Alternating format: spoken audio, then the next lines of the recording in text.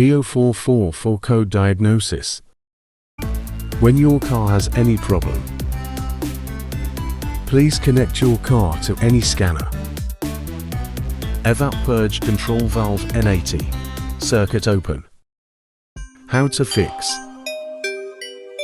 Possible symptom: malfunction indicator lights mill on. Possible causes: blown fuse, N80 faulty, wiring and/or connections faulty, open circuit.